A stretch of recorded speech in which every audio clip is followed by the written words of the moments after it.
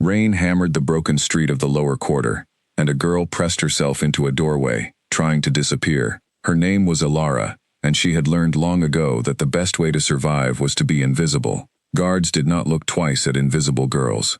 Nobles did not stop their carriages for invisible girls, and on this night, invisible was exactly what she needed to be, because the Alpha King himself was walking down her street. She heard the footsteps before she saw him. Heavy, even, unhurried. The kind of footsteps that belonged to a man who had never once in his life worried about where his next meal would come from. Torches lit the road ahead of him, carried by guards in black armor, and behind them walked Ronan Ashford, king of the Blackthorn Pack, the strongest alpha the Northern Territories had seen in 3 generations. Ilara had heard stories about him her whole life, even from the gutter. They said his wolf was the size of a horse. They said he had ended a war with a single roar. They said his eyes could freeze a man's blood if he looked at you the wrong way. She had no reason to doubt any of it, and every reason to stay hidden until he passed. She pulled her thin shawl tighter and lowered her head, watching his boots move closer through a crack in the wooden doorway. 10 steps away. 8 steps. 5. Then, without warning, the footsteps stopped. Ilara held her breath.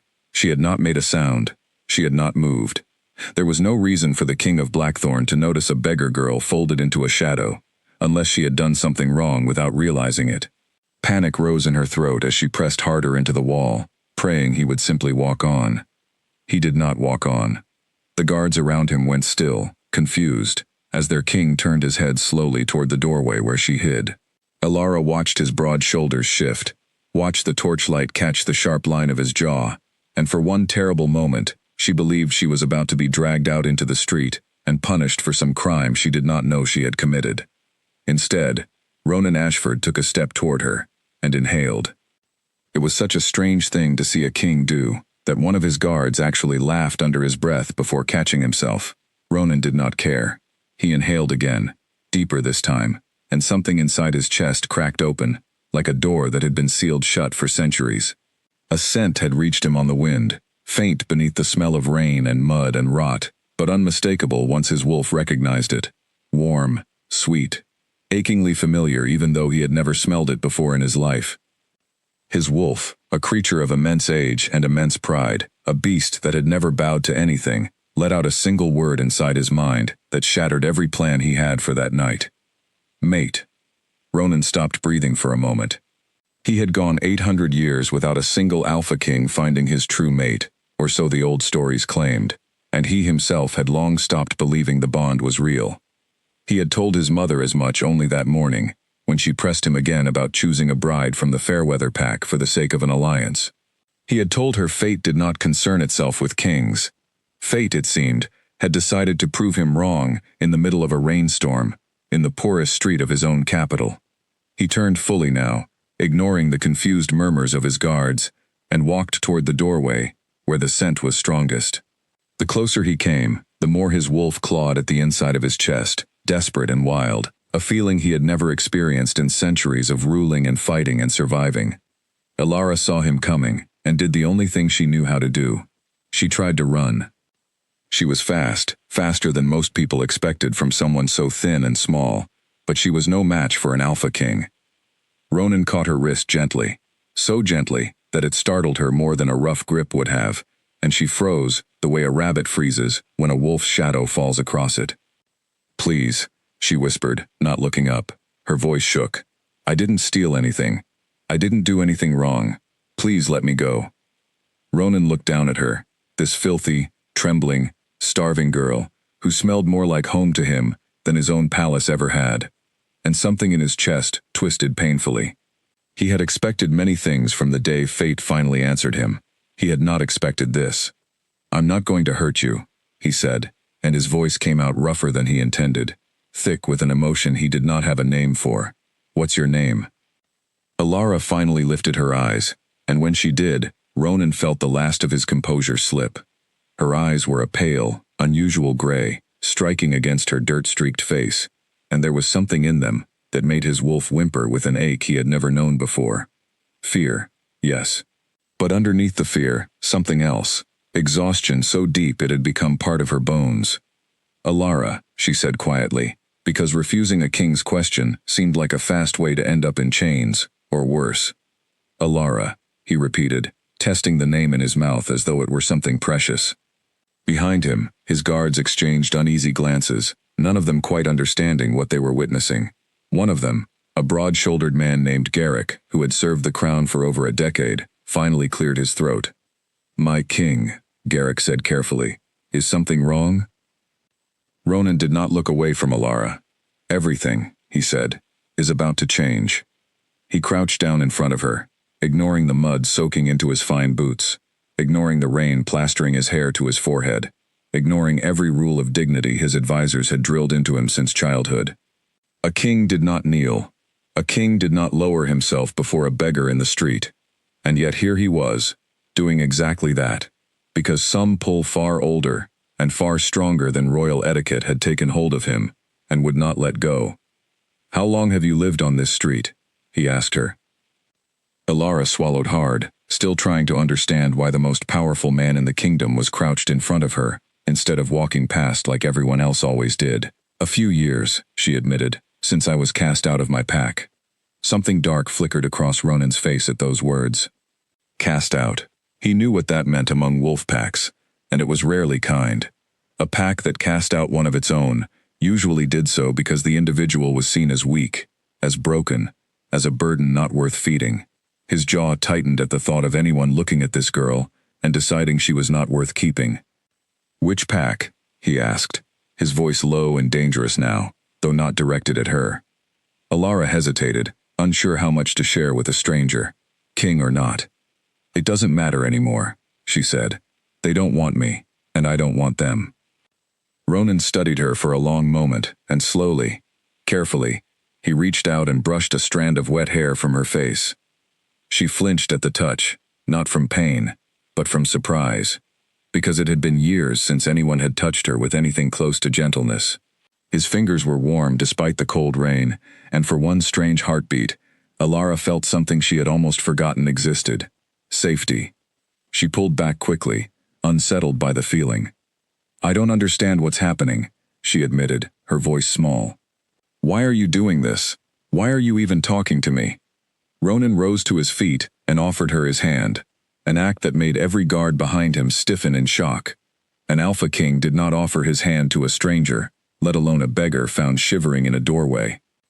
"Because you are the most important thing that has happened to me in 800 years of my bloodline's history," he said simply, "and I intend to prove it to you, even if it takes the rest of my life." Alara stared at his outstretched hand, as if it might bite her. Every instinct she had built up over years of survival screamed at her not to trust kindness, especially kindness from someone with so much power over her. Kindness from powerful people usually came with a price, and she had learned that lesson the hard way more than once. "I have nothing to give you," she said quietly. "Whatever you think I am, I promise you, I'm not it." "I don't want anything from you," Ronan said, and for the first time that night, something like a smile touched the corner of his mouth. "I only want you to be warm, and fed, and safe tonight, that's all, nothing more, unless you decide you want more." Behind him, Garrick finally found his voice again. "My king, the council will need to be informed of this immediately, if what I think is happening is actually happening." Ronan did not take his eyes off Alara. "Let them be informed," he said. "Let all of them be informed. I have spent centuries listening to my council tell me what a king should want. Tonight, for the first time, I am going to listen to what I actually want." Alara's hand trembled as she finally, hesitantly, placed it in his. The moment their skin touched fully, something passed between them, a warmth that spread up her arm and settled somewhere deep in her chest, a feeling so foreign and so overwhelming that she nearly pulled away again out of pure instinct. Ronan felt it too, stronger, a lightning strike that confirmed everything his wolf had already known the second her scent reached him. "What is that?" she whispered, staring at their joined hands. "That," Ronan said quietly, helping her to her feet, "is fate finally deciding to answer a question I stopped asking a long time ago." The guards formed a loose circle around them as they began to walk, shielding Alara from the worst of the rain and from the curious eyes that had begun to gather at windows and doorways along the street. Word traveled fast in the lower quarter. faster than anywhere else in the kingdom, and by the time they reached the edge of the slums, whispers were already spreading about the king, who had stopped for a beggar girl. Ilara barely registered any of it. Her mind was too busy trying to process the impossible turn her life had just taken. An hour ago, she had been huddled in a doorway, hoping to survive one more cold night. Now she was walking beside the most powerful man in the Northern Territories, her hand still wrapped in his, her heart pounding, with a mixture of fear and something else she refused to name. "You're shaking," Ronan observed, noticing the tremor running through her thin frame. He shrugged off his heavy outer coat, lined with fur that probably cost more than she had earned in her entire life, and settled it over her shoulders before she could protest. The warmth of it, and the fact that it still held the heat of his body, made her breath catch. "You don't have to do that," she murmured, even as she pulled the coat tighter around herself. "I know I don't have to," he said. "I want to."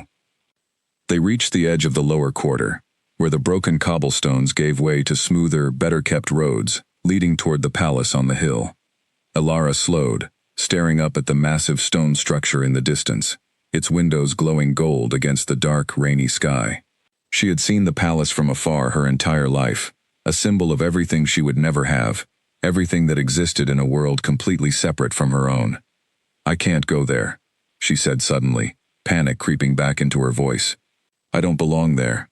People like me don't belong in places like that." Ronan stopped walking and turned to face her fully, his expression softening into something almost pleading. "Ilara," he said, using her name for only the second time, "you are my mate. There is no place in this kingdom you belong more than beside me." "You don't even know me," she protested weakly, though part of her was terrified he might be right, and an even larger part of her was terrified she wanted him to be right. "No," he agreed, "not yet. But I intend to. I intend to know everything about you, if you'll let me." Ilara looked back at the street she had called home for years, the doorway where she had slept more nights than she could count, the shadows that had kept her hidden and safe from a world that had never wanted her. Then she looked up at Ronan, at the strange, patient warmth in his eyes, and felt something inside her that had been closed for a very long time creak slowly open. "Just for tonight," she said finally, her voice barely above a whisper. "I'll go with you tonight. That's all I can promise." Ronan felt his wolf settle at those words, satisfied for now, patient enough to accept a small victory when a much larger one was already within reach. He offered her his arm, and after a moment's hesitation, she took it. Behind them, the storm continued to rage over the lower quarter, but ahead of them, the lights of the palace burned steady and warm, waiting to witness the beginning of a story that would soon change the fate of an entire kingdom. As they climbed the long road toward the palace gates, Garrick fell into step beside his king, keeping his voice low enough that only Ronan could hear him over the rain. "My king," he said carefully, "the Queen Dowager will not receive this news kindly. You know this."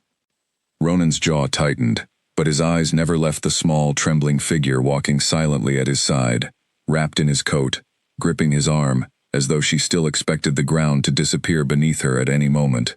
"My mother," he said quietly, "can be as unkind as she wishes. It will not change what has already happened tonight." "And the alliance with the Fairweather Pack?" Garrick pressed, though not unkindly. He had served Ronan long enough to care about more than politics. "Lady Rosalind has been promised to you for over a year, my king. Her father will not take this lightly." "Then her father will have to find comfort in the fact that no promise made by man can undo what fate has already decided," Ronan said, his voice final. "I will handle the council. I will handle my mother. I will handle Lord Fairweather. What I will not do, Garrick, is walk away from the one thing I have waited 8 centuries for." Garrick said nothing more, though his expression remained troubled as they approached the towering gates of the palace. Ilara felt the weight of his silence and understood, even without being told, that she had just walked into the middle of something far bigger than herself.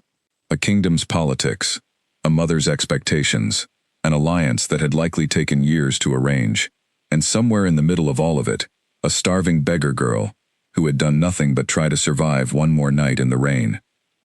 The gates groaned open before them, and torchlight spilled out across the wet stone courtyard, illuminating the massive palace in all its cold, imposing grandeur. Ilara's steps faltered as they crossed the threshold, every part of her screaming that she was somewhere she had no right to be. Ronan felt her hesitation through the arm, still linked with his, and turned to look at her, his expression gentling in a way that seemed to surprise even him. "You are safe here," he said quietly. "Only for her.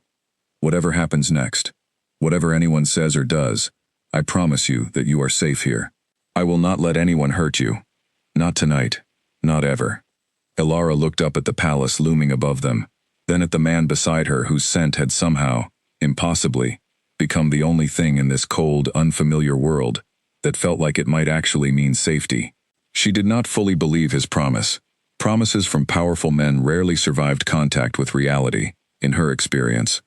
But for the first time in years, she allowed herself the smallest, most fragile flicker of hope that maybe, just maybe, this time would be different.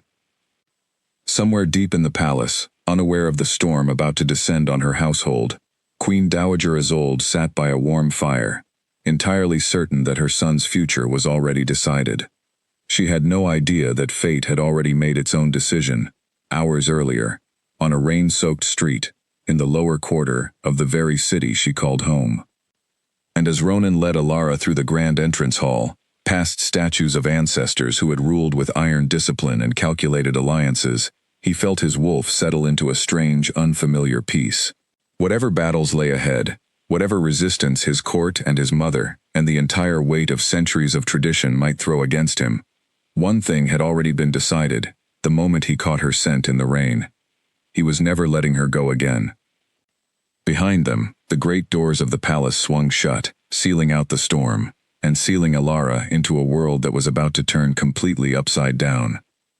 The morning after the storm arrived with a strange, heavy silence over the palace, the kind of silence that told Elara something important had shifted overnight, even before she opened her eyes. She woke in a bed softer than anything she had ever touched, wrapped in blankets that smelled faintly of lavender and clean linen, and for a moment she genuinely believed she was still dreaming. Then she remembered the rain, the footsteps, the king crouched in front of her doorway, inhaling like her presence alone had rewritten the rules of his entire existence. She sat up quickly, heart pounding, half expecting to find herself back in the alley, cold and soaked and alone.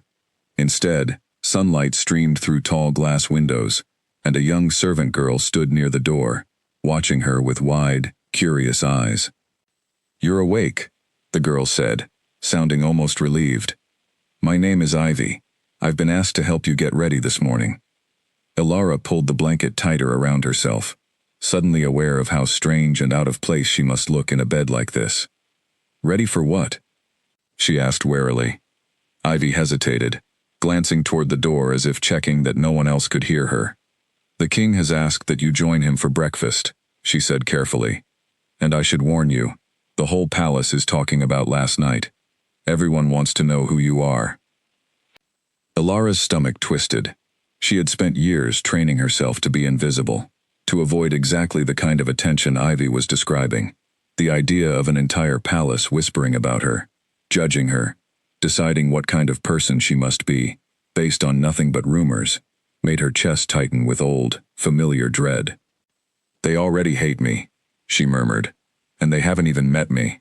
"Not everyone hates you," Ivy said gently, moving to lay out a simple but well-made dress across the foot of the bed. "Some of us think it's rather wonderful, actually. The king has never once, in all the years I've worked here, looked at anyone the way he looked at you last night." Elara did not know how to respond to that, so she said nothing, allowing Ivy to help her dress and comb the tangles from her hair. She caught her reflection in a tall mirror across the room and barely recognized herself. Clean skin, neat hair, a dress that fit her properly for the first time in years. She looked, for the first time in a very long time, like someone who belonged somewhere. The thought terrified her almost as much as it comforted her. By the time Ivy led her through the winding palace corridors toward the private dining hall, Elara's nerves had wound themselves into a tight, anxious knot in her stomach.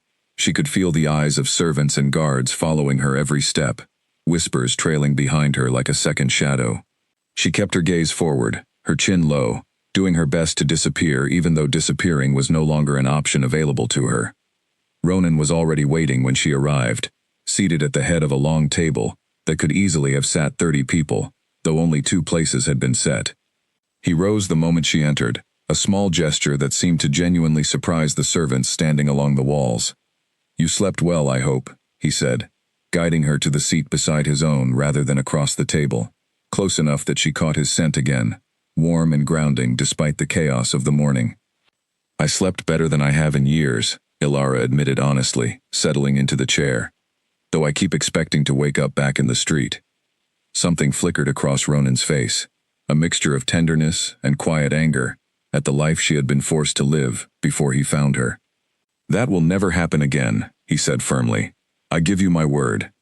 Breakfast passed in careful, halting conversation, both of them navigating the strange new territory of 2 strangers who were somehow already bound together by something neither of them fully understood.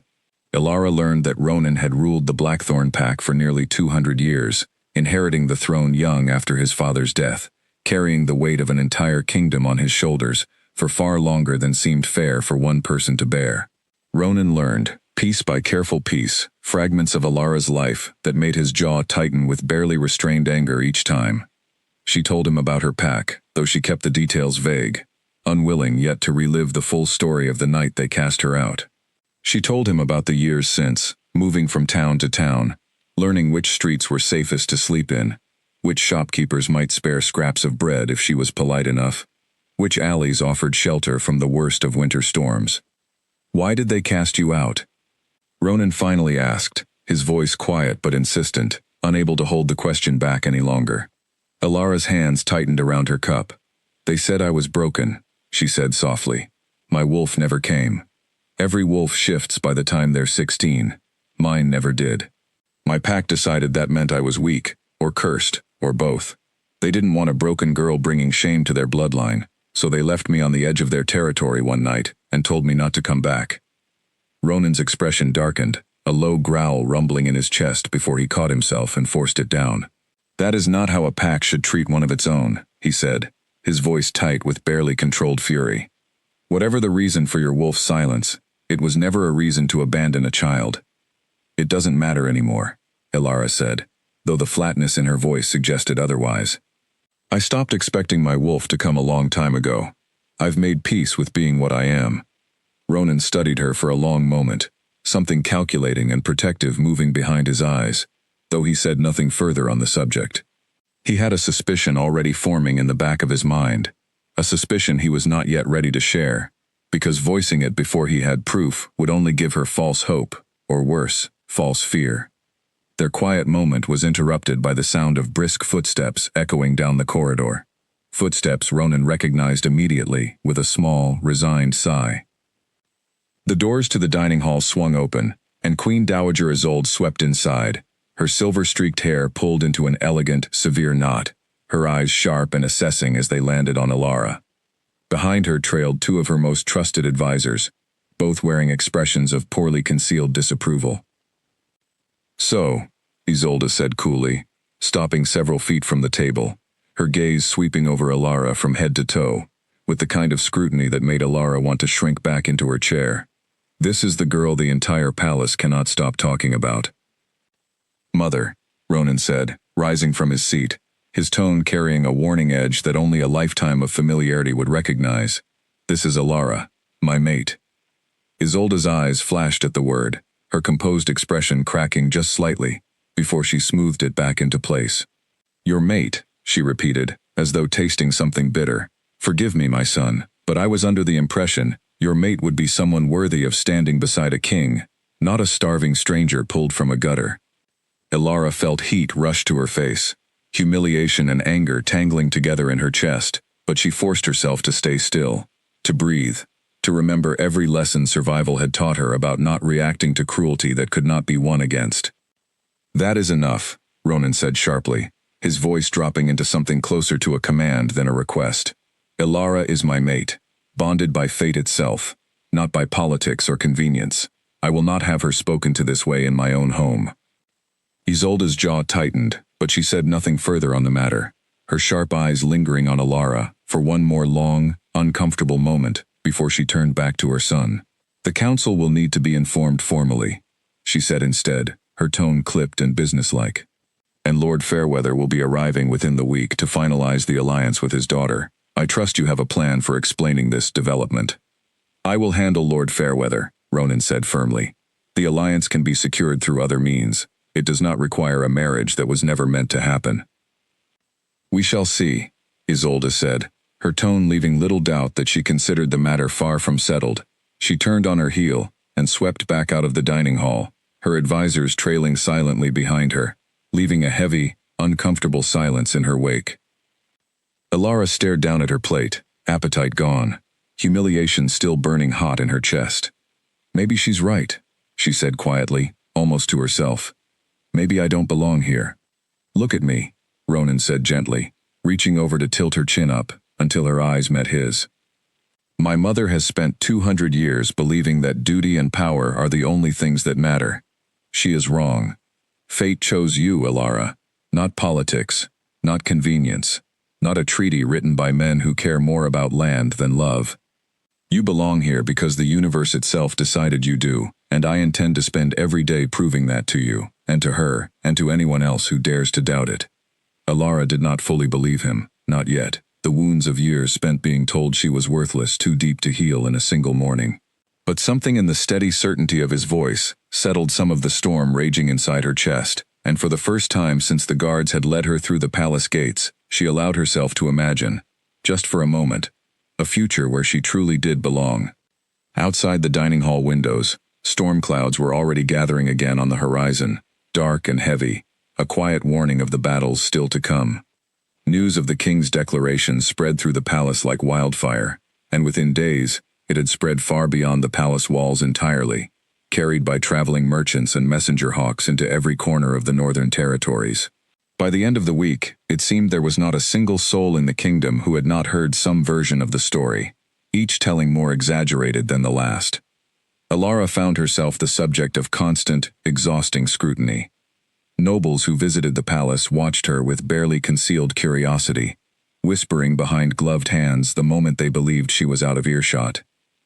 Servants treated her with a strange mixture of pity and awe, unsure whether to bow to her as a future queen or comfort her as a girl clearly overwhelmed by circumstances far beyond her control. Ronan did his best to shield her from the worst of it, keeping her close whenever possible, personally overseeing her introduction to the workings of palace life. He assigned Ivy as her permanent companion, someone Elara could trust in a sea of unfamiliar, judgmental faces, and slowly, carefully, Elara began to find small pockets of comfort within the overwhelming new world she had been thrown into. But comfort, she was quickly learning, came with a price in a place like this. Lord Fairweather arrived exactly 1 week after the storm, exactly as Isolde had promised, his carriage rolling through the palace gates with all the pomp and formality of a man who fully expected his daughter's engagement to proceed as planned. Elara watched from a high window as Lady Rosalind Fairweather stepped down from the carriage, elegant and composed, in a way that made Elara acutely aware of every rough edge survival had carved into her own manner. You're staring, Ivy observed gently, standing beside her at the window. She looks like she belongs here, Elara said quietly. Everything about her looks like it was made for a place like this. Looking like you belong somewhere, and actually belonging somewhere, are two very different things, Ivy said, with more wisdom than her young age suggested she should possess. The king didn't choose her, Elara. He chose you. That has to mean something.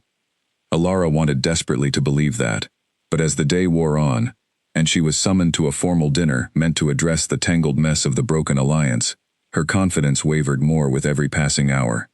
She dressed carefully, in the finest gown the palace seamstresses had prepared for her hair styled elegantly for the first time in her life, and yet, as she walked into the grand dining hall, and felt every eye in the room turn toward her, she had never felt more like an imposter. Lord Fairweather was a tall, severe man, with cold eyes, that assessed Elara the same way a merchant might assess a questionable piece of merchandise. Beside him, Lady Rosalind sat with perfect posture, her expression carefully neutral, though Elara could sense the simmering resentment beneath the polished surface. So, Lord Fairweather said, once the formal courses had been served, and the tension in the room had grown thick enough to cut with a blade, this is the girl who has thrown a year of careful negotiations into chaos. Lord Fairweather, Ronan said evenly, though Alara could feel the tension coiled in his frame beside her. The alliance between our territories does not need to be built on a marriage that fate itself has already refused. I am prepared to offer new terms, terms that will benefit both our lands, without requiring my mate to be discarded for the sake of politics. Fate, Lord Fairweather repeated, his tone dripping with skepticism. Forgive me, my king, but fate is a convenient excuse for a man who has decided he prefers a pretty face over a beneficial arrangement. Ilara's cheeks burned at the implication, and beside her, she felt Ronan's entire body go rigid with barely restrained anger. Before he could respond, Lady Rosalind spoke for the first time, her voice cool and measured. "Father," she said, surprising everyone at the table, "if the king's mate bond is genuine, there is no honor in forcing a marriage against it. I have no interest in being any man's second choice, fated or otherwise." The table fell into stunned silence at her words. Alara looked at Rosalind with genuine surprise, catching the faintest hint of quiet dignity in the other woman's expression, a dignity that made Alara reconsider every assumption she had made about her. "Rosalind," Lord Fairweather said sharply, clearly displeased by his daughter's unexpected defiance. "I mean it, father," Rosalind said firmly. "I would rather return home unmarried than spend my life as a consolation prize." The dinner ended shortly after. The negotiations for a new alliance agreement left unresolved, but no longer entirely hopeless. As guests began to disperse toward their guest quarters for the evening, Ilara found herself unexpectedly alone with Rosalind in a quiet corridor, both women pausing awkwardly as they realized they would have to pass each other. "Thank you," Ilara said softly, "for what you said in there." Rosalind studied her for a long moment, her expression unreadable. "I didn't say it for you," she said honestly. "I said it for myself, but for what it's worth, you don't seem like the scheming gutter rat my father's advisors have been describing all week." Despite everything, a small, surprised laugh escaped Ilara's lips. "No," she agreed, "I don't suppose I am." "For what it's worth," Rosalind added, turning to leave. "I hope this fate bond of yours is worth all the trouble it's causing. Because from where I'm standing, it's caused quite a lot already, and something tells me it's only the beginning." Alara watched her go, Rosalind's words settling heavily in her chest, an uncomfortable premonition she could not quite shake. She was right, of course. Whatever peace had been found that evening was fragile, temporary, a single calm moment in what was clearly going to be a very long and difficult storm. Later that night, as Alara stood alone on the balcony outside her chambers, staring out at the moonlit grounds of the palace, Ronan found her there, his footsteps quiet against the stone. "You're troubled," he said, coming to stand beside her. "Everyone here thinks I stole something from them," Alara said quietly. "Lord Fairweather thinks I stole an alliance. Your mother thinks I stole your future. Even the servants look at me like I stole a place I have no right to occupy." "You stole nothing," Ronan said firmly, turning to face her fully. "Fate gave you to me, and gave me to you. That is not theft. That is destiny finally correcting a mistake that should never have happened in the first place. The mistake of a pack that cast you aside when they should have protected you." Alara looked up at him, the moonlight softening the sharp lines of his face, and for a moment, the weight of the entire palace's judgment felt just slightly lighter. "I want to believe that," she admitted. "I'm just not sure I know how to believe in good things anymore. It's been a long time since anything good happened to me without a price attached." Ronan reached out and gently took her hand, lacing his fingers through hers. "Then let me teach you," he said softly. "Let me show you that not everything good in this world comes with a price. Some things, Alara, are simply given, freely, because you deserve them, and you deserve so much more than the world has given you so far." Standing together on the balcony, wrapped in the quiet stillness of the night, Alara allowed herself, just for a moment, to lean into the warmth of his presence, to let herself imagine a future where the fear that had shaped her entire life might finally begin to loosen its grip. But even as she allowed herself that fragile hope, somewhere deep in the palace, Queen Dowager Isolde sat awake in her private chambers, quill in hand, composing a letter to an old and dangerous contact she had not reached out to in many years. A contact who knew far more about broken wolf bonds, suppressed shifts, and unnatural bloodlines than anyone else in the kingdom. And she intended to use every piece of that knowledge to make certain her son's chosen mate never sat on the Blackthorn throne. The palace healer's chambers smelled of dried herbs and warm candle wax, a strange comfort against the nervous flutter in Alara's stomach as she sat on the edge of a wooden examination table. Ronan stood near the door, arms crossed, watching with sharp attention as an elderly woman named Miriam moved around the room gathering small instruments and jars of unfamiliar liquid. "I still don't understand why this is necessary," Alara said, fidgeting with the sleeve of her dress. "I told you, my wolf never came. There's nothing to examine."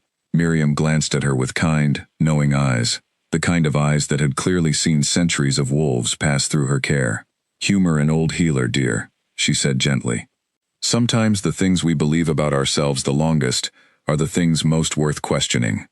Ronan had insisted on this examination the moment the shock of the past week began to settle, unable to shake a nagging suspicion that had taken root in the back of his mind since their first breakfast together.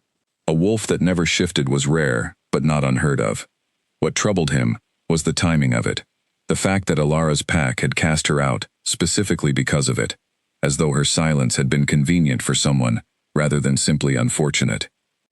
Miriam worked carefully, running her palms along Alara's arms, murmuring words in an old language Alara did not recognize, occasionally pausing with a small frown before continuing.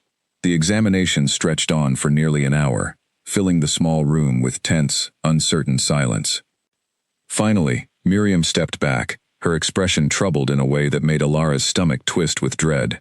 "What is it?" Ronan asked immediately, moving closer. "Your wolf is not silent," Miriam said slowly, choosing her words with obvious care. "It is bound." Alara blinked, certain she had misheard. "Bound? What does that mean?" "It means," Miriam said, "that someone, at some point in your life, placed a binding on your wolf spirit, a very old, very deliberate kind of magic, the sort that requires significant knowledge and significant intent. Your wolf is not weak, child. It is trapped." The room fell utterly silent. Alara felt the blood drain from her face as the weight of those words settled over her, rearranging every belief she had held about herself for years. She was not broken. She had never been broken. Someone had done this to her, deliberately, and then allowed her entire pack to believe she was simply flawed, unworthy, a burden not worth keeping.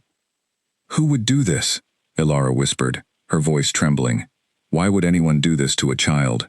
Miriam's expression grew grave. "That, I cannot say with certainty. Bindings this old and this precise are rarely cast without purpose. Someone did not want your wolf to emerge, which suggests someone was afraid of what your wolf might become." Ronan's jaw tightened, a low growl building in his chest that he did not bother to suppress this time. The idea that someone had stolen something so fundamental from Alara and then let her carry the shame of it for years ignited a fury in him that felt almost impossible to contain. "Can it be undone?" he asked, his voice tight. "Perhaps," Miriam said carefully. "Bindings this old are notoriously difficult to break. It would likely require either significant magical intervention or an emotional trigger powerful enough to shatter the binding from within. Fear, grief, desperation, sometimes love, though that is far rarer." Alara sat frozen on the examination table, trying to process the fact that an entire piece of herself, an entire truth about who she really was, had been hidden from her by someone cruel enough to let a child believe she was worthless rather than simply concealed. Years of shame, of feeling less than every other wolf she had ever known, and none of it had ever been true. "I need to be alone for a moment," she said quietly, her voice thick with emotion she was struggling to contain. Ronan moved to follow her, but Miriam placed a gentle hand on his arm, stopping him. "Let her breathe, my king," she said softly. "This is a great deal to absorb all at once. She needs a moment to grieve the years that were stolen from her before she can begin to hope for what might still be reclaimed." Alara found her way to a quiet garden courtyard, tucked behind the eastern wing of the palace, a place she had discovered during one of her wandering walks with Ivy earlier that week. She sat on a stone bench beneath a sprawling old tree, wrapping her arms around herself as the full weight of Miriam's revelation finally broke through the numbness of shock. She had spent years believing her own pack's cruelty was justified, that there was something genuinely wrong with her that made her unworthy of their protection. She had internalized their rejection so completely that she had never once questioned it, never once considered that the flaw they punished her for might not have been a flaw at all, but a theft. Tears she had not allowed herself to shed in years finally spilled freely down her cheeks, grief and anger tangling together into something almost too large to hold. She did not hear Ronan approach until he settled quietly onto the bench beside her, close enough to offer comfort but far enough to respect the space she clearly needed. "I'm sorry," she said, wiping at her face, embarrassed by the tears. "I don't usually do this." "You don't have to apologize for grieving something that was stolen from you," Ronan said gently.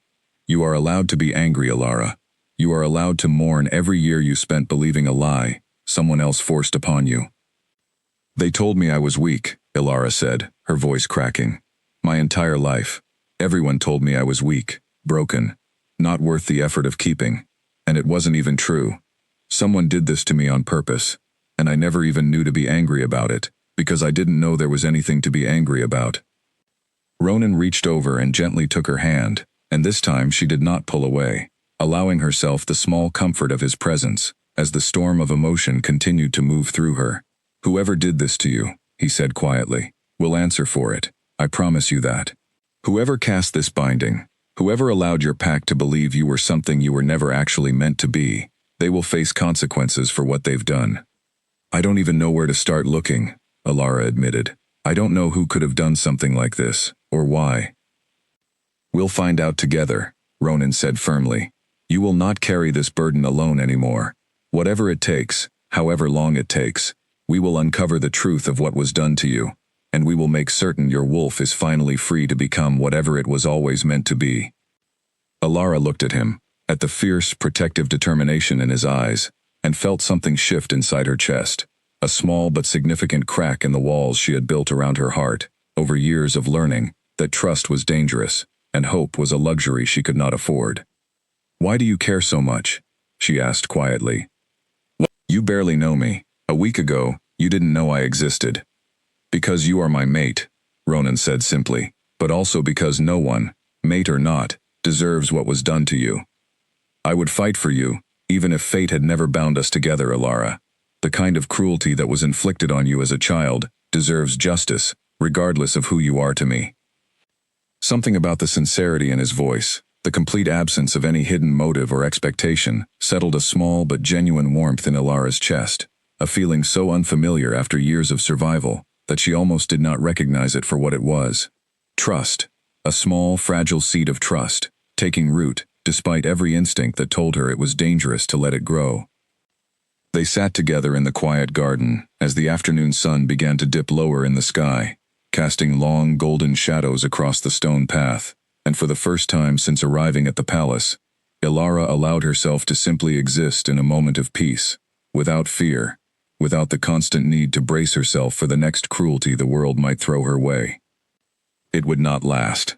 Somewhere within the palace walls, Queen Dowager Isolda's letter had already been sent, carried by a hawk toward a contact whose knowledge of broken bindings and suppressed bloodlines ran far deeper and far darker than anyone in that quiet garden could have imagined.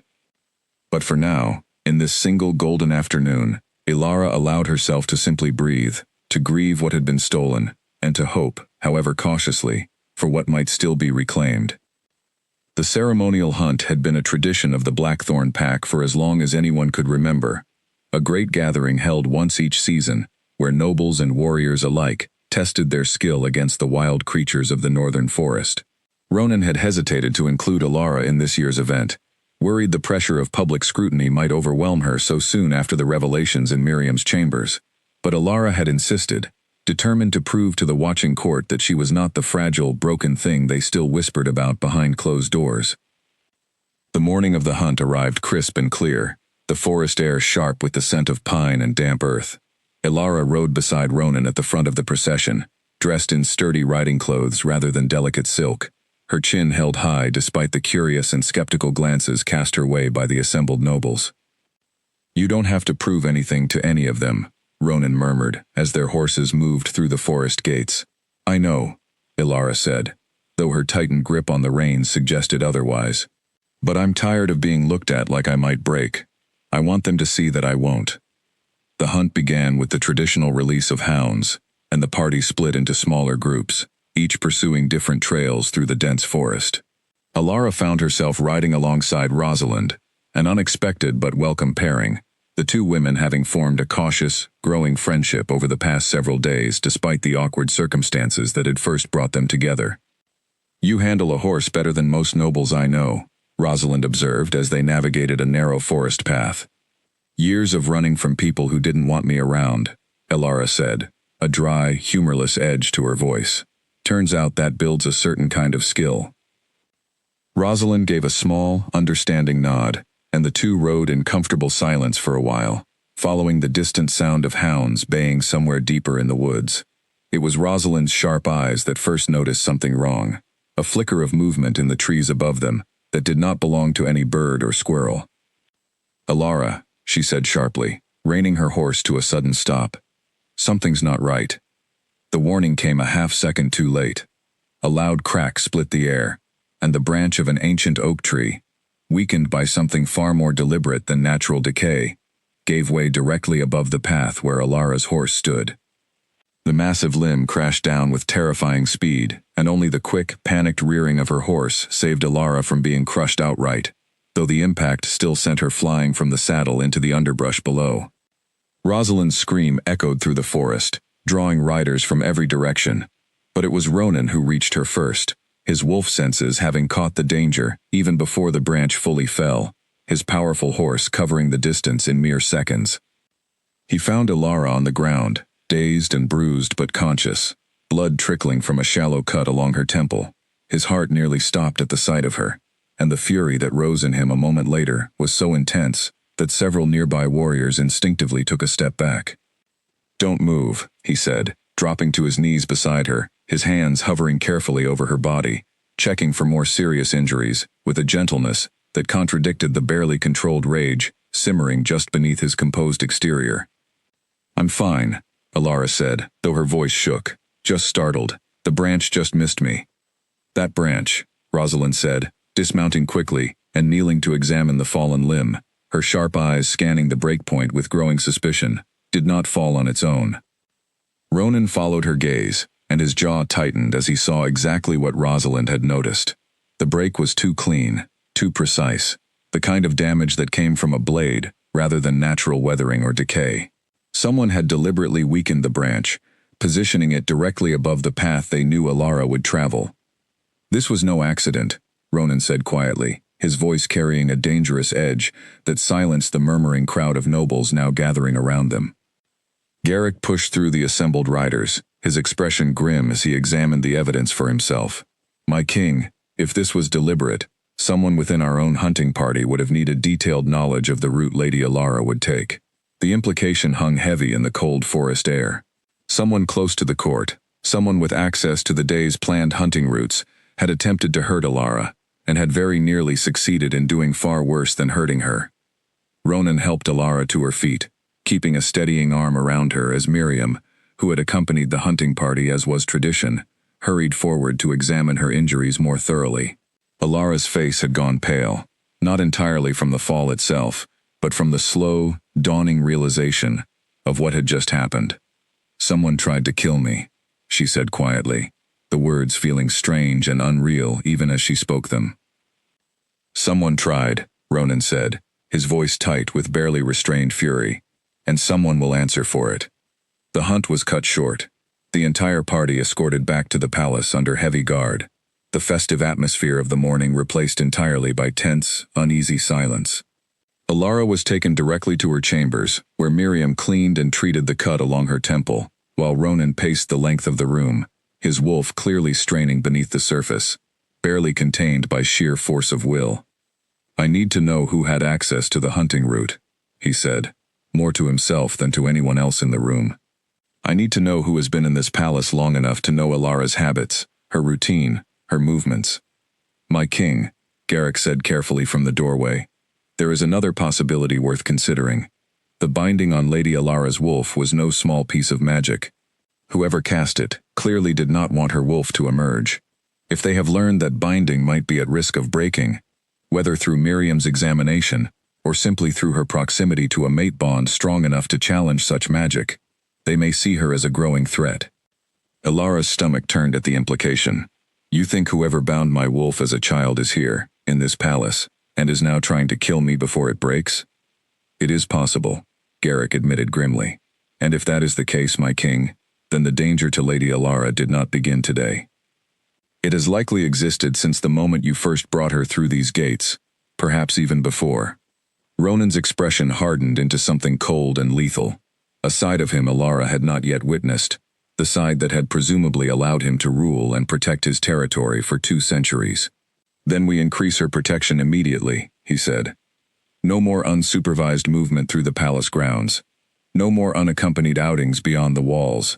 Whoever is responsible for this will not get a second opportunity.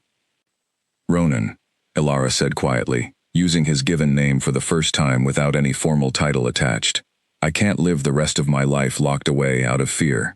I spent years surviving on the street, precisely because I refused to let fear control every decision I made. This is different, Ronan said, turning to face her fully, his expression a raw mixture of fear and fierce protectiveness that softened the hard edges of his fury. This is not the danger of an unkind stranger, or an empty stomach, Ilara. Someone in this palace wants you dead, and I will not lose you before I've even had the chance to truly know you. Ilara held his gaze, understanding the depth of fear behind his words, even as every survival instinct she possessed rebelled against the idea of being confined, controlled, protected against her will by people who had power over her life. It was a familiar fear, the fear of becoming dependent, of losing whatever fragile agency she still possessed. I won't hide, she said finally, her voice steady, despite the lingering tremor of shock still running through her body. But I will be careful. I will accept protection, Ronan, not confinement.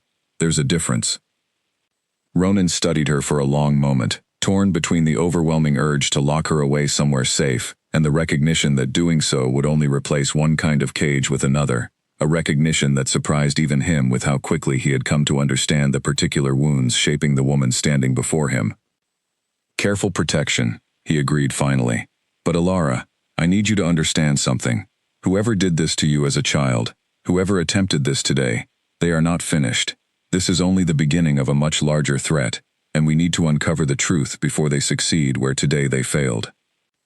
That night, long after the palace had settled into uneasy quiet, Ilara lay awake in her chambers, staring at the ceiling, replaying the crack of the falling branch over and over in her mind. Somewhere within these very walls, someone wanted her dead badly enough to attempt murder in broad daylight, in front of dozens of witnesses, willing to risk exposure for the sake of eliminating whatever threat she apparently represented. She thought of her old pack, of the beta who had cast her out with such casual cruelty, and wondered, for the first time, whether the binding on her wolf and the danger now stalking her through the palace halls were connected by threads reaching back far further than she had ever imagined. Somewhere in the palace, in a private chamber lit only by a single candle, Queen Dowager Isolde read a hastily written reply to her earlier letter, her expression unreadable as she absorbed news that the attempt in the forest had failed. She folded the letter carefully and fed it to the candle flame, watching the parchment curl and blacken into ash, her mind already turning toward the next opportunity that would surely present itself. Whatever truth lay buried in Ilara's past, it was clear now that someone was determined to keep it buried, no matter the cost. And Ilara herself had unknowingly become the key to unlocking secrets that threatened far more than just her own life. 3 days after the incident in the forest, Garrick arrived at Ronan's study with news that changed the course of everything. A rider, traveling under blackthorn colors, had intercepted a merchant caravan traveling south, and among the caravan's gossip was a name that made Garrick's blood run cold the moment he heard it. The Silverpine Pack, Ilara's birth pack. Apparently, word of a beggar girl becoming the Alpha King's fated mate had reached their territory, and their current beta, a man named Declan Voss, had reportedly reacted with something far stronger than mere surprise. Voss, Ronan repeated, turning the name over carefully as Garrick relayed the report. That is the same beta who ordered Ilara's exile as a child? The very same, my king, Garrick confirmed. And according to the merchant's account, he has since sent riders of his own toward our territory, though for what purpose remains unclear. Ronan's expression darkened, old instincts sharpening into focus. A beta who exiles a child for being weak, does not typically send riders in a panic upon learning that same child has resurfaced with royal protection, unless something far more significant than simple embarrassment was at stake. He found Alara, in the palace library, later that afternoon, curled into a window seat with a book she was not actually reading, her mind clearly elsewhere. She looked up as he entered, immediately reading the tension in his expression. "What's happened?" she asked, setting the book aside. "Your old pack has learned where you are," Ronan said carefully. "The beta who exiled you, Declan Voss, has sent riders toward our territory." Alara's face paled slightly, old fear resurfacing, despite the years and the distance she had put between herself and that painful chapter of her life. "Why would he care where I ended up? He made it very clear when I was 15 that he never wanted to see me again." "That," Ronan said grimly, "is exactly what troubles me. A man does not send riders in urgency over someone he considers worthless. I believe, Alara, that your exile was never truly about weakness at all." Alara sat with that thought for a long moment, pieces of old memories rearranging themselves in her mind, as she considered the possibility from this new angle. She remembered, faintly, whispered conversations among the pack elders in the months before her exile, conversations that had always stopped abruptly whenever she entered a room. She remembered Voss watching her with an expression she had once mistaken for disgust, but which now, in hindsight, seemed closer to fear. "You think he knew," she said slowly. "You think he knew my wolf was bound, not silent, and he used that as an excuse to get rid of me for some other reason." "I think," Ronan said carefully, "that we need answers, and the only way to get them is to confront the source directly." The decision to travel to Silverpine territory was not made lightly. Isolde argued fiercely against it, insisting a king did not travel to confront a minor pax beta in person, that such matters should be handled through proper diplomatic channels. But Ronan had grown tired of proper channels, tired of waiting for answers that seemed determined to remain buried, and Alara, despite her fear, found within herself a determination she had not expected. "I want to go," she told Ronan the night before their departure, standing on the same balcony where he had first promised her that good things could exist without a price. "I spent years running from what happened to me. I'm done running. I want to look Declan Voss in the eyes and ask him why he stole my entire childhood from me." They traveled with a modest but heavily armed escort, Garrick and Rosalind both insisting on accompanying them, despite Ronan's initial reluctance to bring Rosalind into what could easily become a dangerous confrontation. The journey took 3 days, cutting through dense forest and rolling hills that grew increasingly familiar to Alara the further they traveled, old memories surfacing with each passing mile, most of them painful.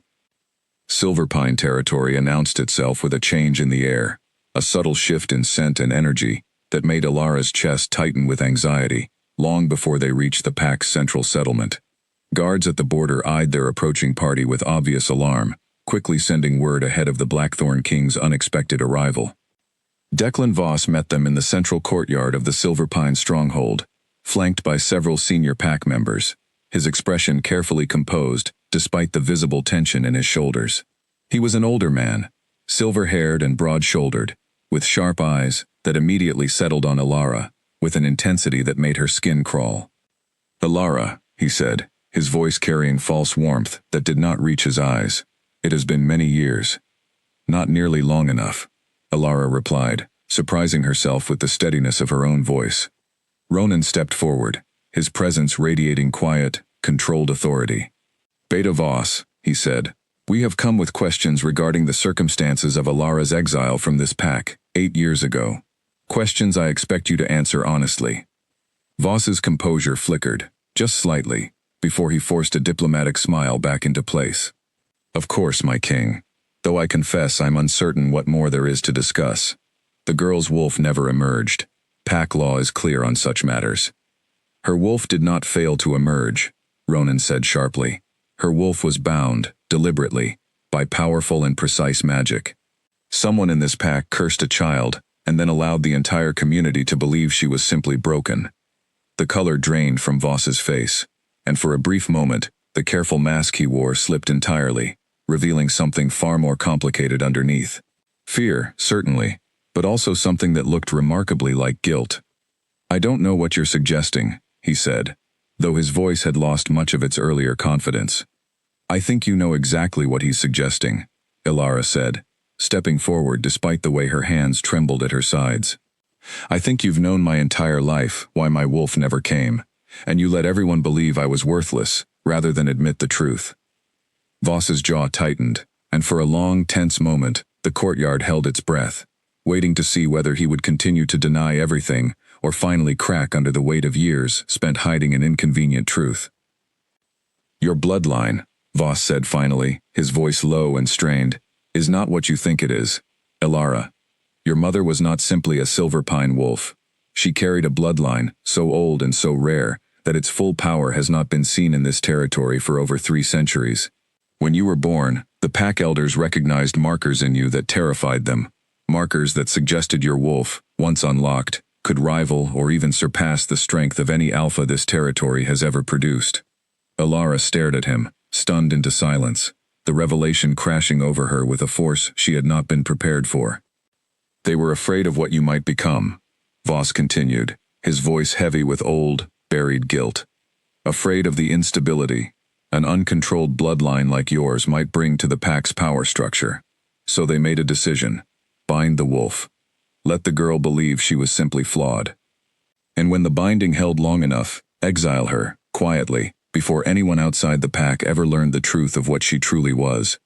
You did this to me, Ilara said, her voice shaking now, not with fear, but with a fury so intense it startled even her. Because you were afraid I might become stronger than you. I did this, Voss said quietly, because the elders convinced me it was the only way to protect the pack's stability. I was young and foolish, and I have regretted it every day since, though regret changes nothing for the years I stole from you. Ronan's fury was a palpable force in the courtyard, his wolf clearly straining beneath the surface of his controlled exterior. But it was Ilara who spoke next, her voice steady, despite the tears now tracking silently down her face. You don't get to feel sorry for yourself, she said. You took my childhood, you took my family, you let me starve on the streets for years, believing I was unworthy of love or protection, when the entire time, you knew exactly what you had done to me. Voss lowered his head, unable to meet her eyes. You're right, he said quietly. There is nothing I can say that will undo the harm I caused you, but I can tell you this, the binding was never meant to be permanent. It requires renewal, magic that must be reinforced periodically to remain effective. If it has not been renewed recently, and given the years that have passed, it is possible. It's already weakening, Ronan finished grimly, understanding dawning across his face. That's why someone tried to kill her in the forest. Someone connected to this binding learned it was at risk of breaking, and decided eliminating Ilara entirely was safer than allowing her true wolf to emerge. The pieces began to click together with terrible clarity. Isolde's fierce opposition, the precisely cut branch, the urgency of Voss's own riders heading toward Blackthorn territory the moment news of Ilara's survival reached them.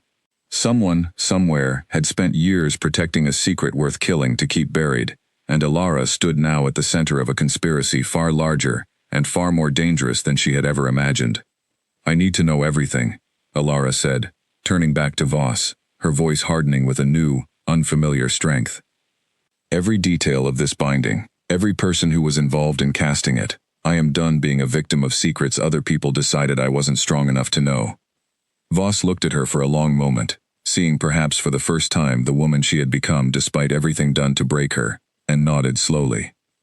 Then let us begin, he said, with the truth you deserved to know 8 years ago. Voss led them to a hidden chamber beneath the Silver Pine stronghold, a room few pack members even knew existed, its walls lined with old scrolls and dust-covered artifacts that had clearly not been disturbed in years. In the center of the room stood a stone pedestal, and resting atop it, a small, unassuming wooden box that seemed to hum faintly, with an energy Ilara could not name, but somehow instinctively recognized. This is where the binding was cast, Voss explained, his voice heavy with old shame. The ritual required a physical anchor, something tied to your birth, your blood. That box contains a lock of your hair, taken the night you were born, and a piece of parchment inscribed with the binding spell itself. Ilara stared at the box, feeling something deep within her chest respond to its presence, a pull she could not fully explain, as though some buried part of herself recognized exactly what lay hidden inside. "Can it be destroyed?" Ronan asked, his voice tight with barely contained urgency. "If the binding is already weakening, could destroying the anchor break it entirely?" Voss hesitated, glancing between Alara and the box with visible uncertainty. "It's possible," he admitted. "But bindings this old carry risk when broken suddenly, rather than allowed to fade naturally. The shift could be violent, unpredictable. Her wolf has been suppressed for over 20 years. When it finally emerges, there is no way to know exactly how it will manifest." "I don't care about the risk," Alara said firmly, stepping toward the pedestal, despite the visible flinch of alarm from several of the pack elders gathered nearby. "I have spent my entire life being told what I am, and what I am not, by people who never once asked what I wanted. I want this binding broken, whatever the cost." Ronan moved to stand beside her, close enough that she could feel the steady warmth of his presence, a silent reassurance that she was not facing this moment alone. "Whatever happens," he said quietly, "only for her, I will be here. Your wolf, however it emerges, will not frighten me away." Alara reached for the box with trembling hands, and the moment her fingers made contact with the aged wood, a jolt of energy surged through her entire body, sharp and electric, forcing a gasp from her lips. The chamber around them seemed to dim, the very air growing thick and heavy, charged with a magic that had been dormant for over 2 decades and was now, finally, beginning to stir. "Ilara?" Ronan's voice sounded distant, muffled, as though she were hearing him from underwater. Pain unlike anything she had ever experienced tore through her chest. Not physical pain exactly, but something deeper, more fundamental, as though every cell in her body was suddenly remembering a shape it had forgotten how to hold.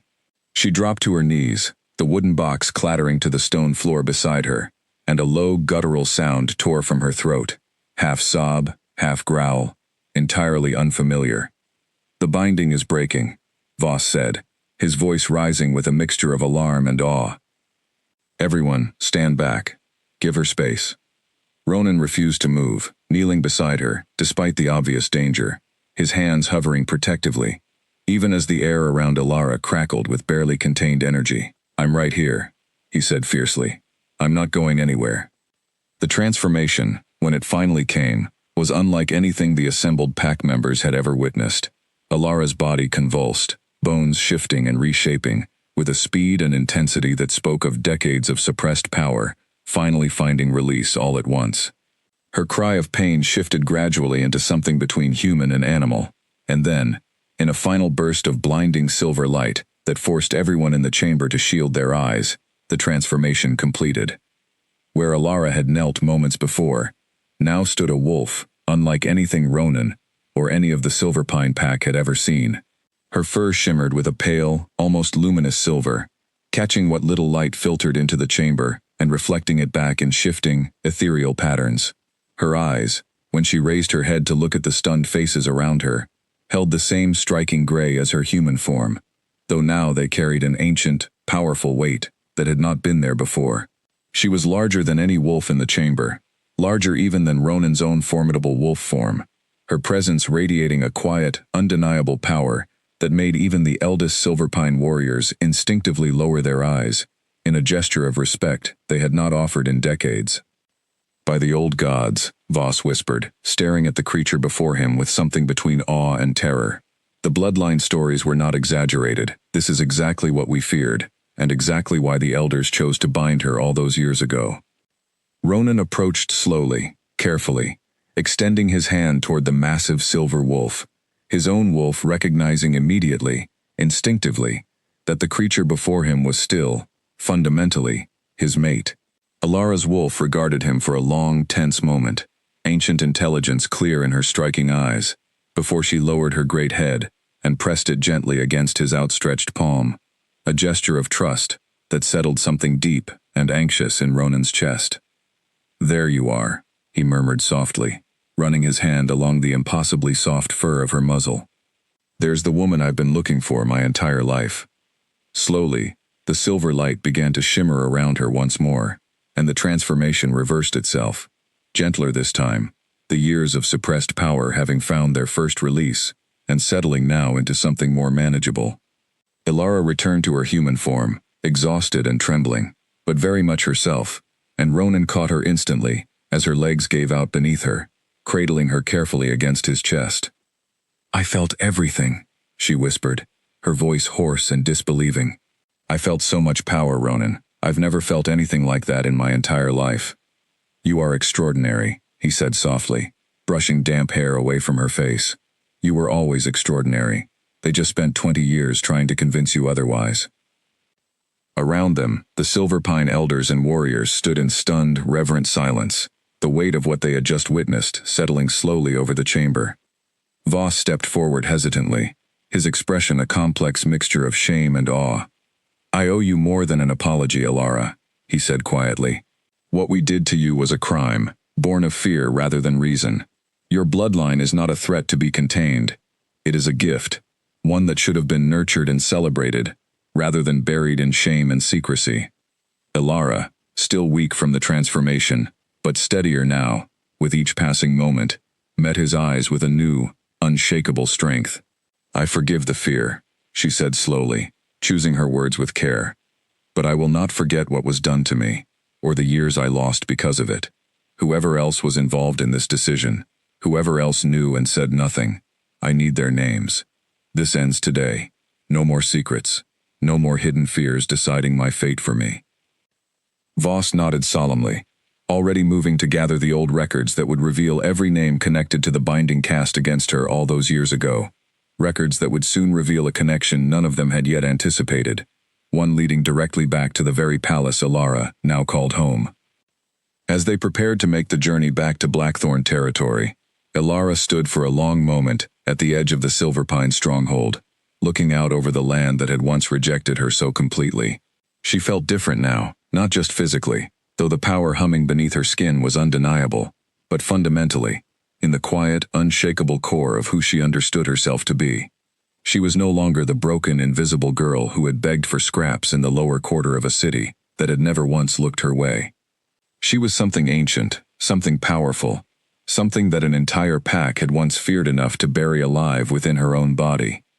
And she intended, from this moment forward, to never let anyone convince her to hide again.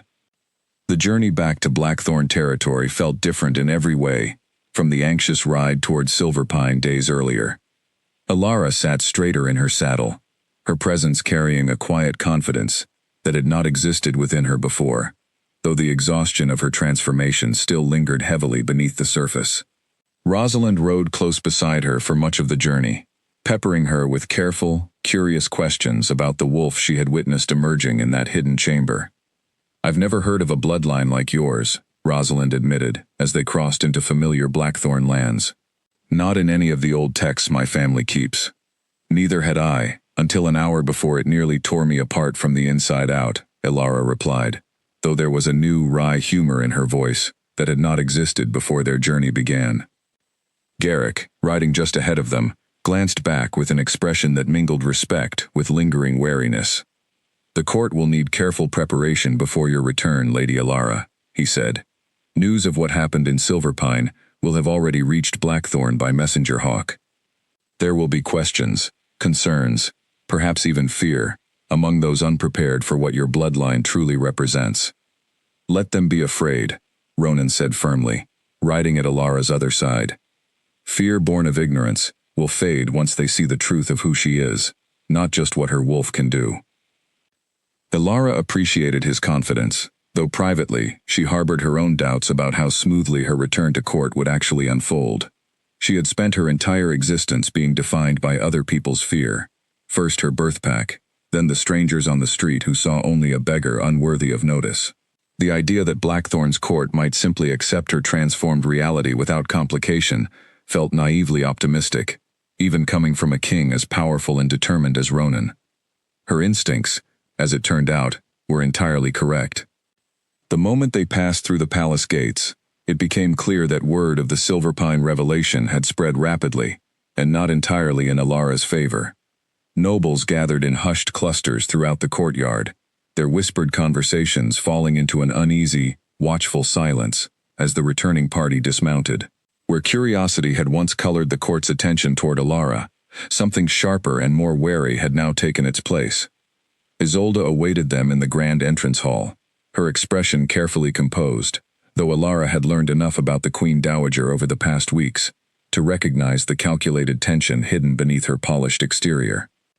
"So," Isolde said, her sharp eyes assessing Alara with renewed, more careful scrutiny than before. "The beggar girl has become something considerably more complicated than a simple mate bond." "Her name is Alara," Ronan said, an edge of warning clear in his tone. "And she is considerably more than complicated, Mother. She is remarkable."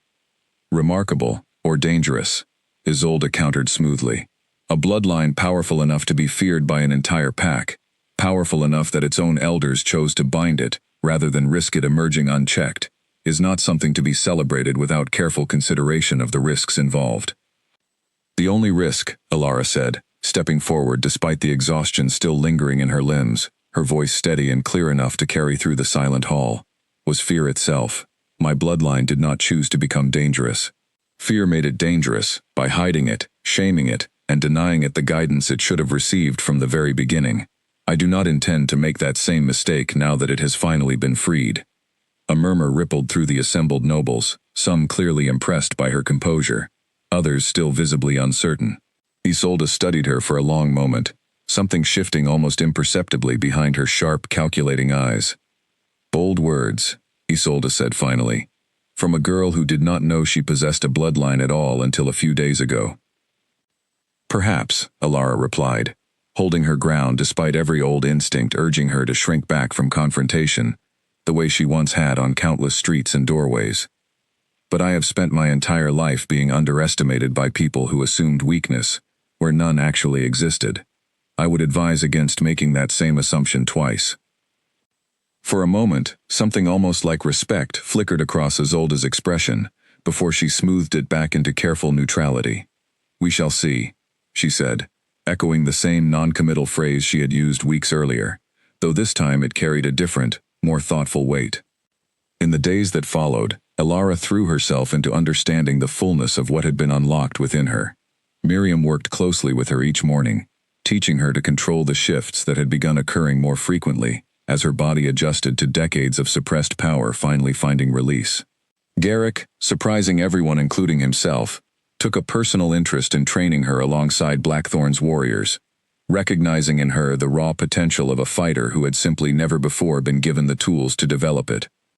"You move like someone who has spent years avoiding conflict rather than engaging it," Derek observed, during one particularly grueling training session, watching Alara catch her breath after a sparring match that had left her thoroughly outmatched.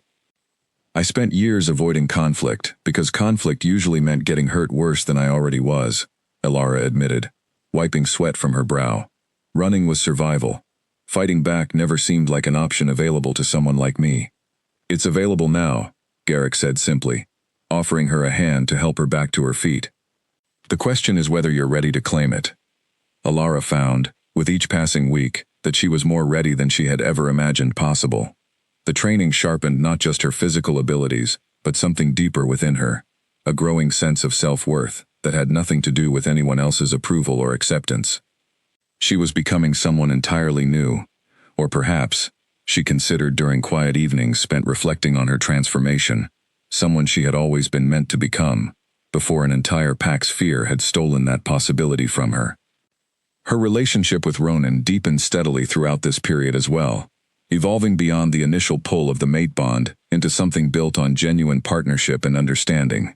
He made a point of attending her training sessions when his royal duties allowed, watching with unmistakable pride as she grew stronger and more confident with each passing day.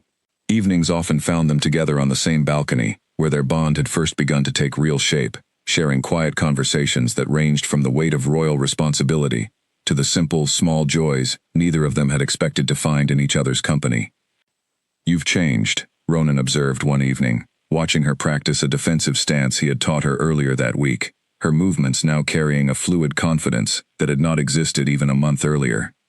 "I haven't changed," Alara corrected gently, lowering her stance and turning to face him. "I've simply stopped hiding the person I always was, underneath the fear. There's a difference, I think." "A significant difference," Ronan agreed, closing the distance between them and reaching up to gently brush a strand of hair from her face, a gesture that had become familiar and comforting between them over the past weeks. I fell for a frightened girl huddled in a doorway, Alara. But I find myself falling even harder for the woman standing in front of me now. Alara felt warmth spread through her chest at his words, a feeling entirely separate from the mate bond's initial pull, something that had grown organically between them, through weeks of shared vulnerability, patience, and genuine care.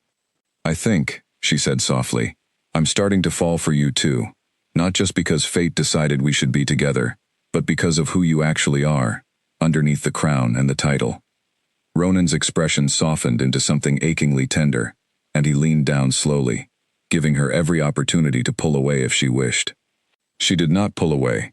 Their kiss, when it finally came, was gentle and unhurried, a quiet confirmation of everything that had grown between them since that stormy night weeks earlier, when a starving beggar girl had first caught the attention of the most powerful Alpha King in the Northern Territories.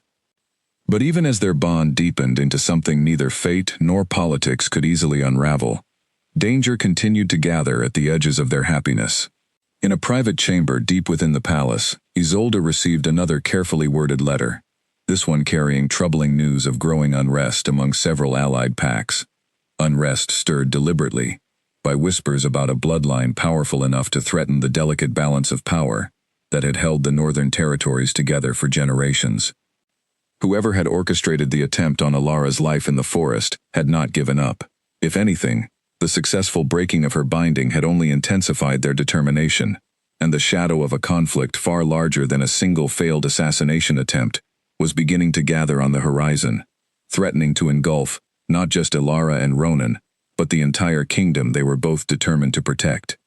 The records Voss had promised to send from Silverpine arrived nearly a month after Alara's return to Blackthorn, delivered by a trusted messenger under heavy guard. Ronan and Alara reviewed the aged documents together late into the night, poring over faded ink and formal seals that detailed the original binding ritual cast against her as an infant. It was Alara who noticed it first, a name listed among the witnesses to the original ceremony, a name that made her blood run cold the moment she recognized it.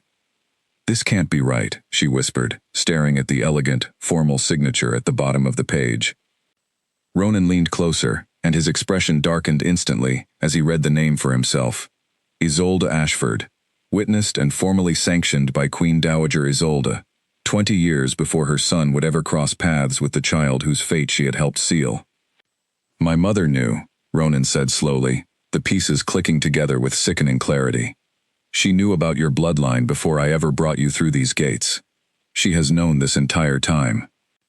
Ilara's mind raced backward through every interaction she'd had with Isolde since arriving at the palace, every carefully worded comment, every calculated glance, every moment of resistance that had seemed, at the time, rooted simply in a mother's protective concern for her son's political interests.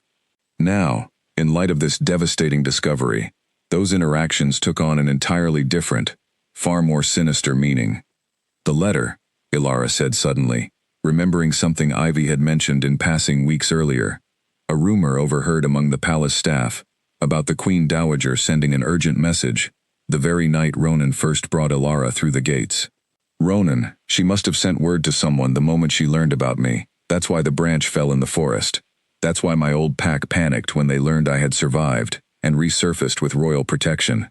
Ronan's jaw tightened with barely controlled fury, the full weight of his mother's betrayal settling over him like a physical blow.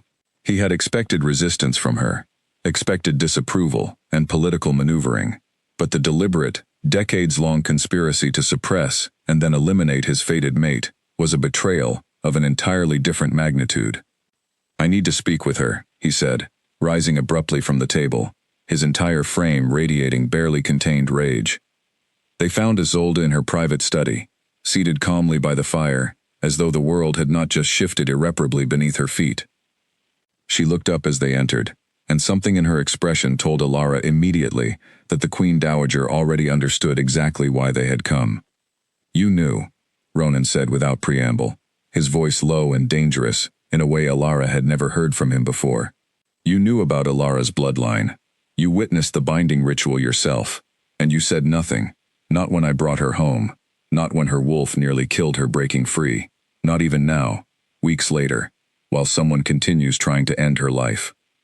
Isolde set down her teacup with deliberate, practiced calm, though Ilara noticed the slight tremor in her hand that betrayed the composure she was fighting to maintain. "I did what was necessary to protect this kingdom," she said finally, her voice steady, despite the tension radiating from both Ronan and Ilara. 20 years ago, the Silverpine elders came to me for guidance when they discovered the nature of her bloodline. Bloodlines of that magnitude have historically brought war and instability to the northern territories, my son.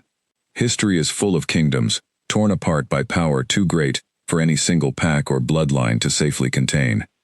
So you decided a child's entire life was an acceptable sacrifice for the sake of theoretical stability, Ronan said, his voice shaking with fury he could no longer contain. I decided, Isolde said, finally allowing some of her carefully maintained composure to crack, revealing the genuine fear underneath, that an uncontrolled, unprecedented bloodline re-emerging, without preparation or containment, could plunge every territory in this region into conflict. I still believe that, Ronan, even now, watching the consequences of my choices unfold before me. And the attempt on her life in the forest? Ilara asked, stepping forward despite the tension crackling through the room. Was that your doing as well, or someone else's fear that you simply chose not to prevent? Isolde's eyes flickered toward Ilara, something complicated and difficult to name passing across her features. I did not order the attempt on your life, she said carefully. But I will admit, when I learned of your survival and the binding's weakening state, I reached out to old contacts, seeking counsel on how the situation might be safely managed. I cannot say with certainty what actions those contacts may have taken independently, based on the information I shared. The admission hung heavy in the room, a partial confession that offered little comfort despite its technical honesty.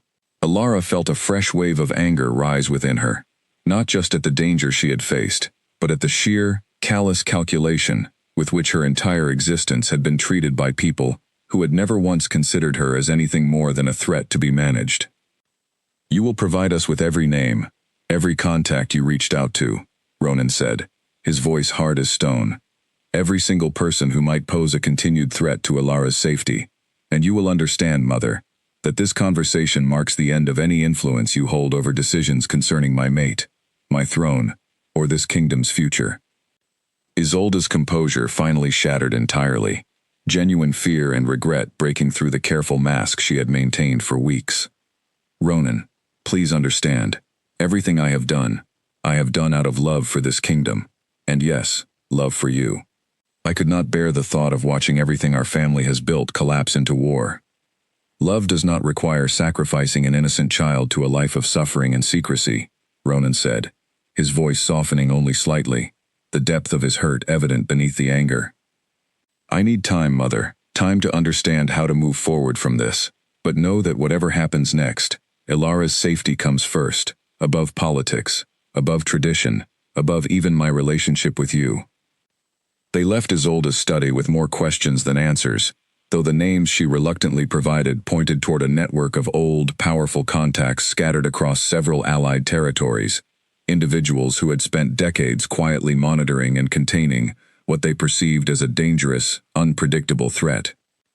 Over the following days, it became clear that the danger facing them was far larger and more organized than a single failed assassination attempt in the forest. Reports began arriving from across the northern territories of unusual troop movements, of allied packs quietly gathering forces, stirred by rumors and fear deliberately spread by those determined to see Ilara's bloodline permanently eliminated before it could fully realize its potential. They're preparing for war, Garrick reported grimly, during an emergency council meeting held in the palace's largest hall. Whispers of an unstable, uncontrollable bloodline have spread far beyond Silverpine's borders. Several territories are beginning to question whether an alliance with Blackthorn remains wise, given the perceived danger of your mate's power, my king. Then we prepare as well, Ronan said firmly, his gaze sweeping across the assembled council members, warriors, and advisors gathered around the massive table. Not for war, if it can be avoided, but for the possibility that fear and misinformation may force our hand regardless of our intentions.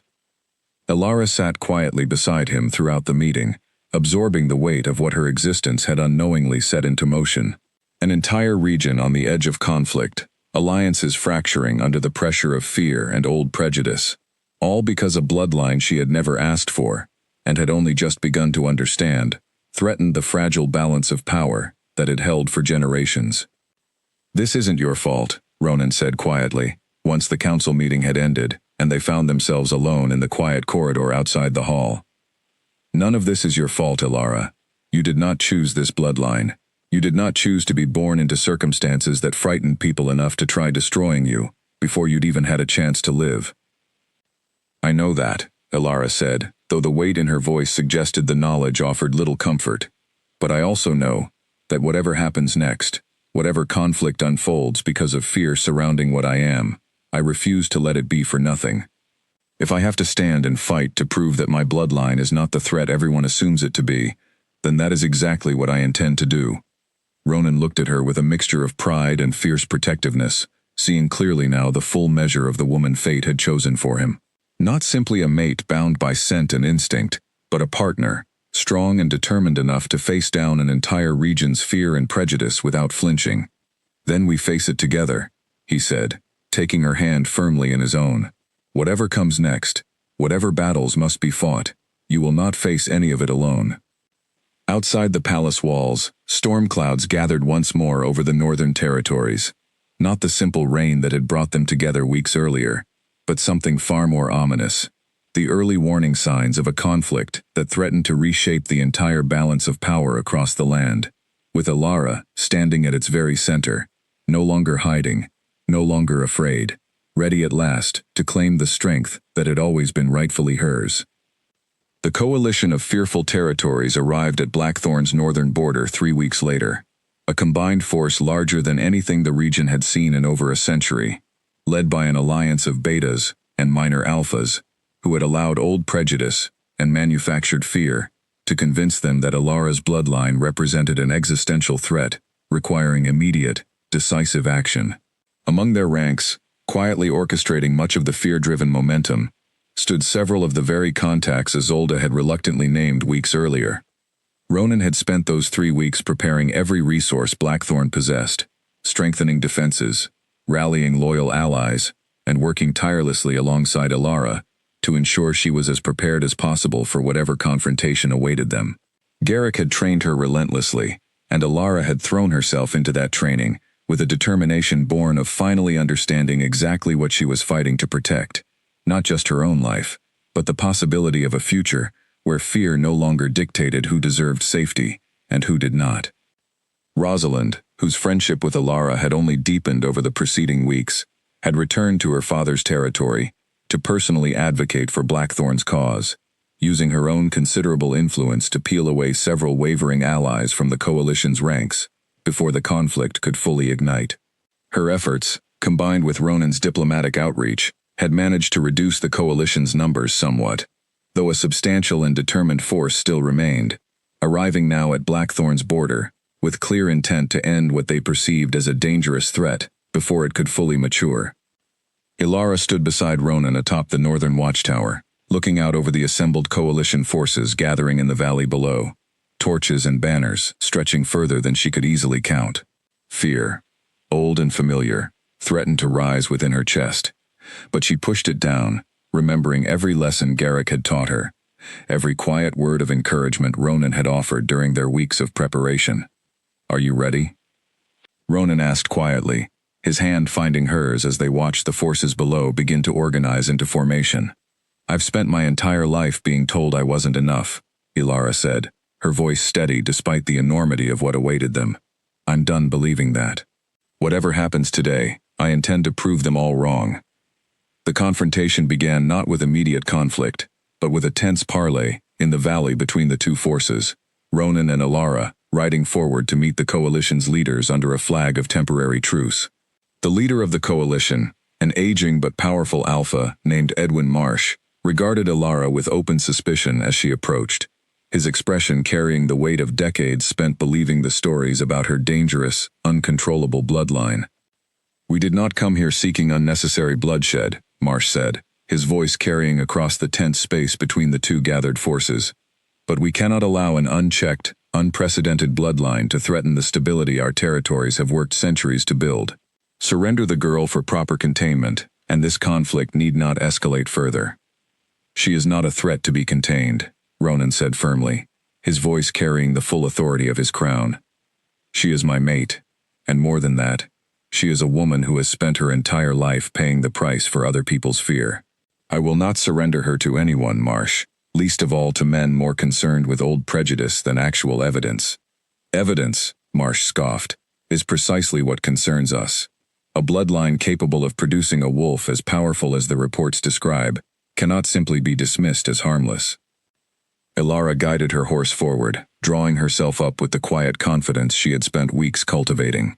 Then let me offer you evidence directly, she said, her voice carrying clearly across the valley. Not the power of my bloodline, but the character of the woman carrying it. I did not choose this power. I did not ask to be born into a bloodline that terrified an entire pack enough to steal my childhood from me. But I have spent every day since discovering the truth, choosing, deliberately, to use whatever strength I possess to protect, not to harm.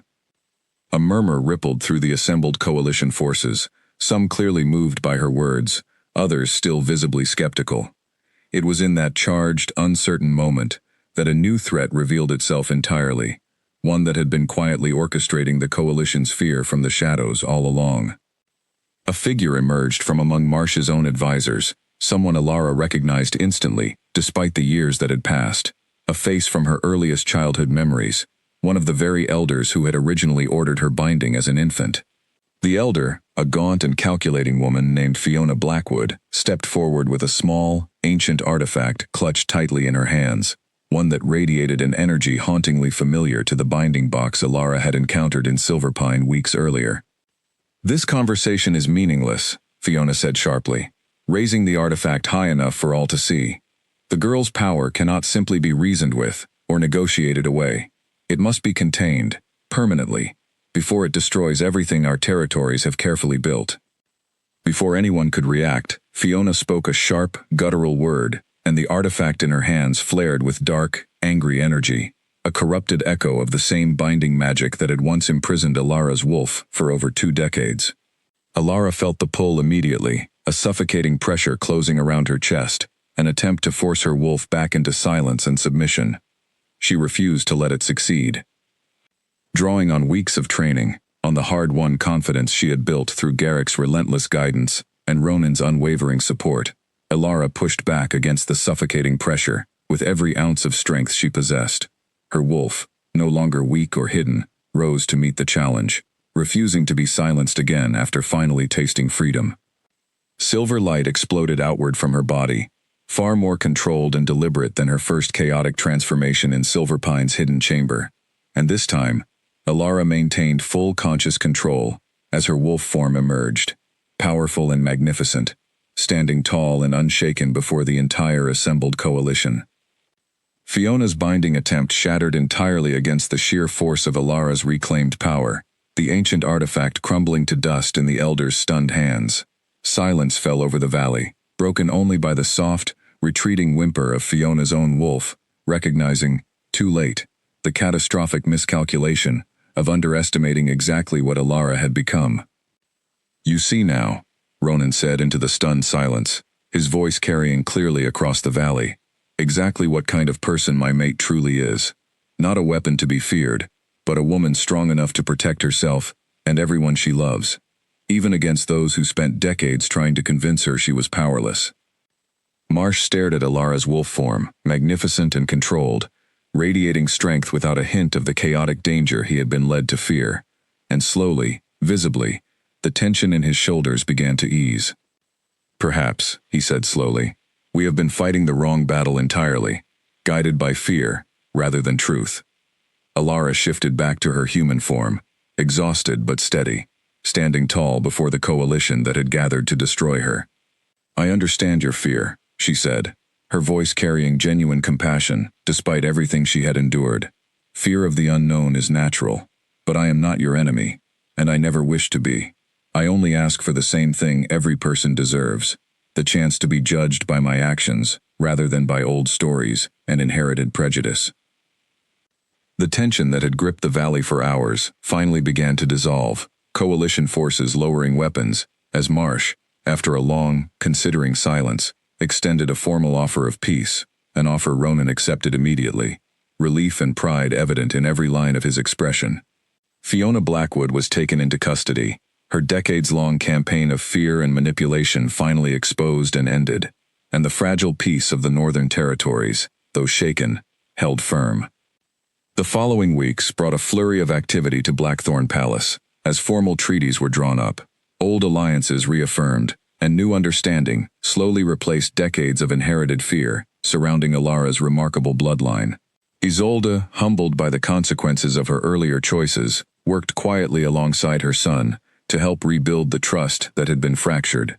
Her relationship with Alara, slowly, cautiously beginning to heal into something resembling genuine respect. On a clear, sunlit morning, nearly 2 months after the confrontation in the valley, the entire kingdom gathered in the grand courtyard of Blackthorn Palace to witness a coronation unlike any the Northern Territories had seen in generations. Alara stood at the top of the palace steps, dressed in flowing silver robes that seemed to shimmer with the same ethereal light as her wolf form. Ronan, standing proudly beside her, as Miriam, honored with the task, placed a delicate crown upon her head. "Rise," Miriam declared, her voice carrying clearly across the assembled crowd. "Queen Alara of Blackthorn, chosen by fate, forged by hardship, and proven, beyond any doubt, worthy of the crown she now wears." The crowd erupted into cheers, nobles and commoners alike celebrating a woman who, only months earlier, had been nothing more than an invisible beggar girl huddled in a doorway, unseen and unwanted by a world that had never once given her a chance. Alara looked out over the sea of faces before her, remembering every cold night, every hungry day, every moment of despair that had once convinced her she would never amount to anything more than the broken girl her own pack had discarded. She was no longer that girl. She never truly had been. Ronan took her hand as the crowd's cheers continued to swell around them, his eyes shining with pride and love as he looked at the woman who had transformed not just her own destiny, but the entire fate of a kingdom, teetering on the edge of unnecessary war. "You did this," he said softly, "only for her. Every bit of this belongs to you, Alara. Your strength, your courage, your refusal to let fear, yours or anyone else's, decide who you were meant to become." "We did this," Alara corrected gently, squeezing his hand. "Together, exactly as fate always intended." As the sun rose higher over Blackthorn Palace, casting warm golden light across the celebrating crowd, Alara allowed herself, finally and completely, to embrace the truth she had spent her entire life being denied. She belonged. Not because a king had claimed her as his fated mate on a rainy street months earlier, though that moment had changed everything. Not because an ancient, powerful bloodline ran through her veins, though that truth had reshaped an entire kingdom's understanding of what she was capable of becoming. She belonged because she had fought, relentlessly and courageously, to reclaim every piece of herself that fear and cruelty had once tried to steal away. She belonged because she had chosen, again and again, to meet hatred with compassion, fear with patience, and doubt with an unshakable determination to prove her own worth on her own terms. The beggar girl who once begged for scraps in the rain had become a queen, not through the simple magic of fate alone, but through the harder, more meaningful magic of resilience, courage, and a heart that had refused to break, no matter how many times the world had tried to convince her that breaking was inevitable. And as Blackthorn's bells rang out across the kingdom, celebrating the coronation of their remarkable new queen, Alara stood tall beside the king, who had never once looked away from her, ready at last to build the future she had always deserved, one built not on fear, but on strength, love, and the unshakable truth of exactly who she had always been meant to become.